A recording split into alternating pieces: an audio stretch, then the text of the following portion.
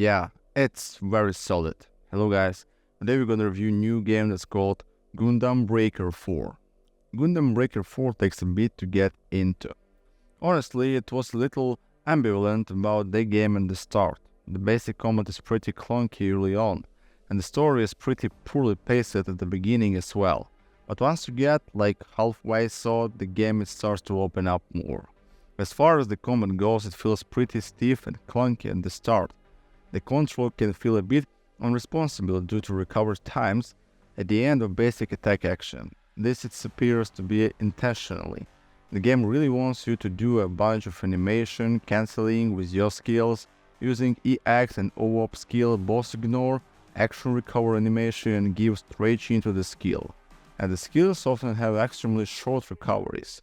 This allows you to chain basic attacks into skill back into basic attacks back into more skill, which is pretty fun. The thing is, early on you're not going to have a lot of parts with a variety of EX and OP skill available, so you're pretty much just stuck with the clunky basic attack for a while as you farm up parts. The combat certainly feels like a departure from the sort of mindless hack and slash that Gundam Breaker 3 was, and you may or may not particularly like the new direction. One part I don't like as much is that EX skill are exclusively tied to parts.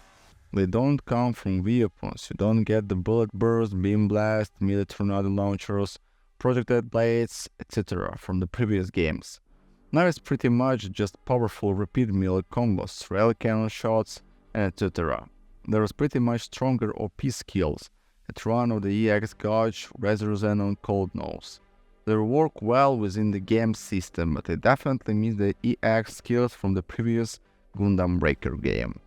Let's say the nice addition is being able to master not just EX skill, but also OP skill. Once you master them by fully upgrading an associated part's rarity, you can equip them even when you don't have the part on your gunplay. In this game, when you use a skill from a part you don't have, a sort of wireframe version of the part that the skill is pulled from, a replace your current part with duration of the skill. This allows you more freedom to build the unit base and statics, since you don't have to, for example, use the Gauff's right arm to have access to its integrate hit rod. As far as the story goes, it's kind of mixed bag. If you love it, the world built up by Gundam Breaker 3 Mobile will be at home here. The new character introduction can feel rushed, can feel like you're instead best friend for no reason, rather than having buildings relationship and character and their conflict show up and resolve way too quickly. That said, the new cast is likable, otherwise the overarching story is very Gundam Breaker. I won't get into detail because spoiler, but yeah, it's a little silly and melodramatic. It works for the settings and how silly and melodramatic it has been at times in this past, but certainly could have been better even by Gundam Breaker standards. Part of the issue is that the entire story happens in an online game setting, so you're somehow helping this character you just met solve complex personal problems in their real life just by playing games with them, and not even really having particular deep discussion. It's kind of weird. This is contrast to Gundam Breaker 3, where a lot of the storytelling happens in the real world, with your character interacting with each other face to face, and you're allowed to see how characters resolve things with each other as their situation in the real world.